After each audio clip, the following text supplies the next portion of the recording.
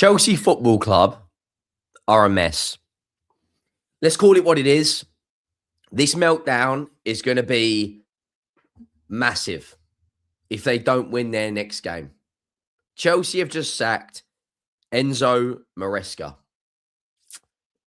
We've got a lot to discuss. Sorry if I sound a bit rough. Starting the new year with a flu. Exactly what you want. I want to say a massive thank you to everyone who's been supporting this channel throughout all of 25 and hopefully all of 26. Happy New Year to all of you. I really hope this year brings you all the love and all the success in the world. Chelsea, though. Wow. Make sure you drop a like.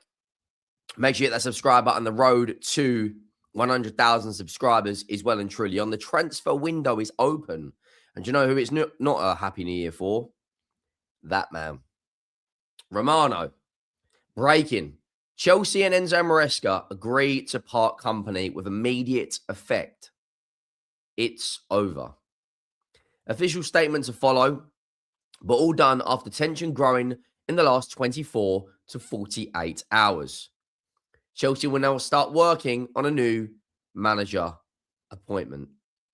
Now that, for me, is huge. Absolutely huge.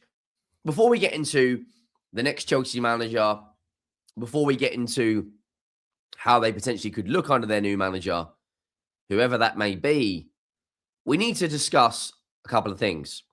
Now, Chelsea, for me, this season, I thought they would kick on. I thought they would get stronger. I thought they would, after that Arsenal game, that could have been a turning point for a lot of people in how they feel about Chelsea and Chelsea as a football club. As it stands right now, they are level on points with Manchester United, which a lot of people may say is unacceptable because of Man United's, how they've been run the last couple of years. Liverpool having a really, really bad season by their standards. City and Arsenal in a title race, and Chelsea could quickly fall, but they could also quickly turn this around. Now, where I think Chelsea have gone wrong, and I'm not afraid to say this because I don't really care about Chelsea emotionally or physically or anything, but their transfer window, when we look back on it, was probably not what you'd imagine. Like, let's be honest, their aspirations under Roman Abramovich was to win league titles, was to challenge for the major honours. And they had players like Drogba, Lampard, Claude Makelele, Michael Essien, John Terry, Petr Cech, Ashley Cole. The names were unbelievable. Michael Ballack. This transfer window, it looks at a club. If you look at the average age and the profile of the player, right? So the oldest player they signed was 23 years of age. They signed Gittins. They signed Garnacho, Esteval, Jarell Hatto, Liam Delap. They signed Darul Isugo. Sarr went back to, was on loan at Strasbourg. But you can see the ongoing theme. The ongoing theme is to sign young players. Now, Chelsea, Clearlake, Todd Bowley and co have been here a number of years now.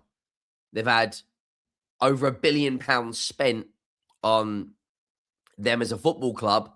What they've actually put into the club, what they've got out. I've never really subscribed to the whole narrative of, oh, Chelsea should be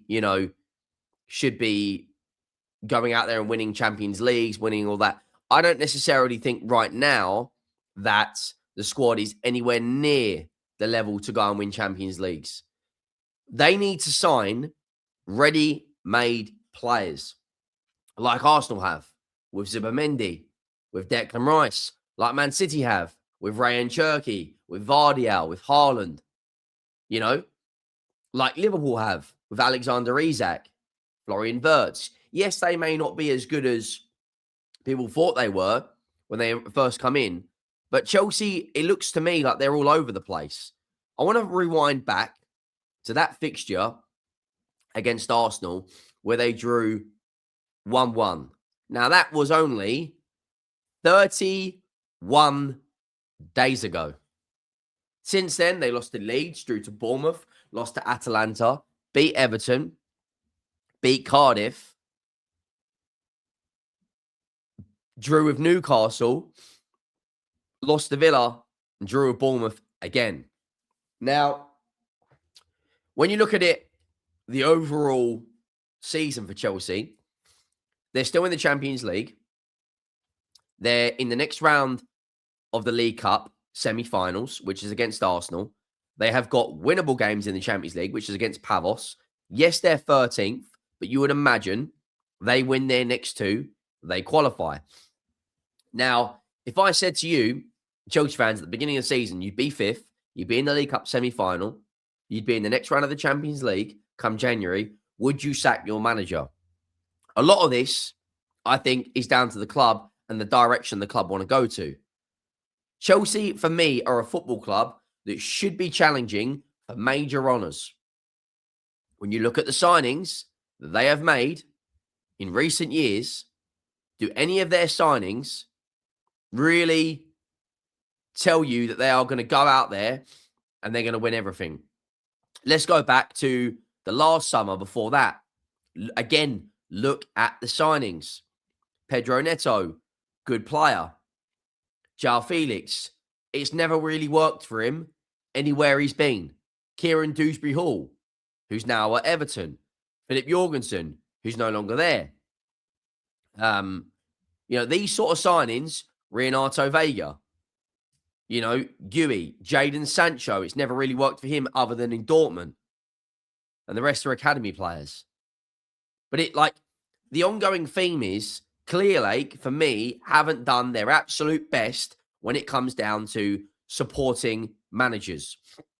For instance, Thomas Tuchel, who won on the Champions League, was then sacked. Look at this transfer window. Cole Palmer, unbelievable signing. Nicholas Jackson didn't work out. Disasi, not good enough. Nkunku didn't work out. Lavia, injured all the time. Caicedo, unbelievable piece of business. Petrovic is now at Bournemouth. Sanchez divides opinion. They aren't going out there and signing ready-made players.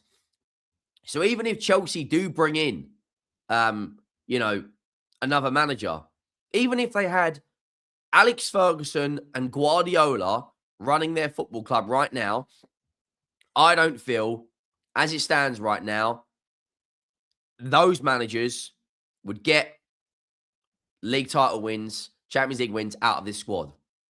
Chelsea have got 5 options to replace Enzo Maresca: Rosenior, Iriola, Fabregas, Xavi, and Glasner.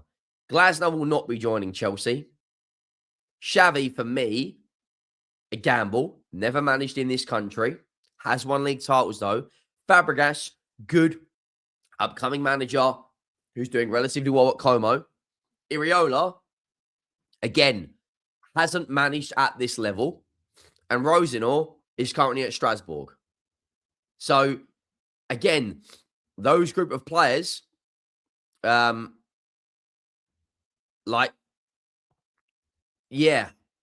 group of managers, sorry. And then you hear the report coming out from David Ornstein.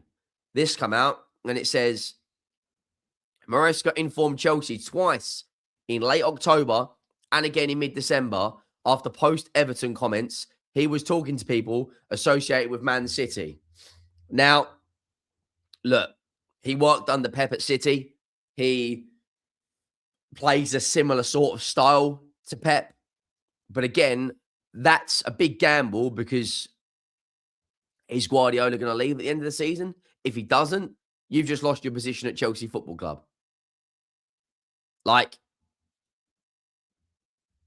Was it really worth it, Enzo?